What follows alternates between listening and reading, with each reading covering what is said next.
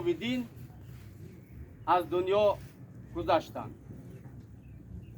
خدمت‌های طولانی عبدالله‌زاده علویدین البته از نمد نظری رهبریت دولت و حکومت دور نمانده است.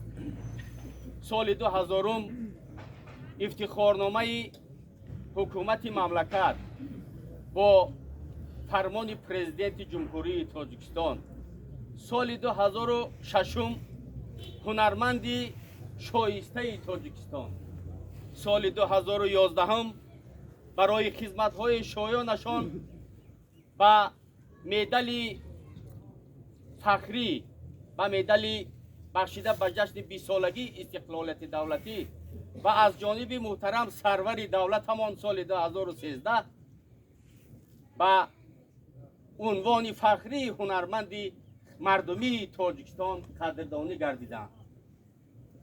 حاضرین گرامی، اگر درباره حیات عبدالله‌زاده حرف زنیم، اکای علویدین ساکن فخری شهر باختر بودند. 7 فرزند را به وایه رسانیدند و نمونه عبرت و احسن تمام تاجیکستان گشتند. ما چقدر که درباره این شخص خاکسار سخن کنیم کم است. من گفتنی هستم که باقی به ذکر خیر بود نام آدمی، نام نکوست حاصل ایام آدمی. حاضرین ارجمند، در مراسم دفن امروزه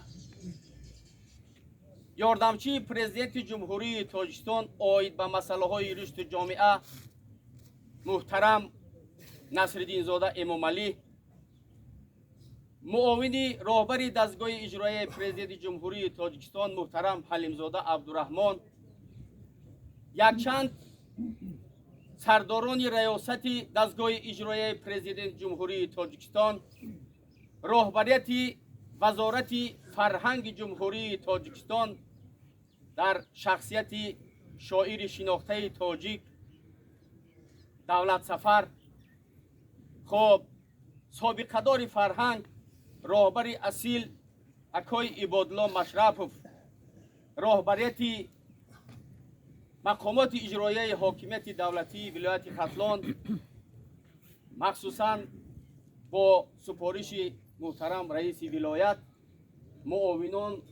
معاونان رئیس ولایت اشتراک دارند و البته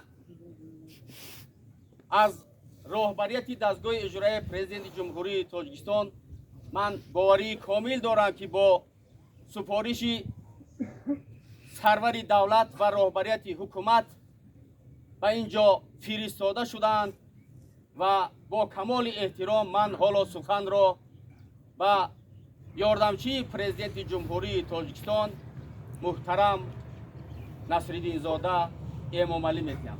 مرحمت.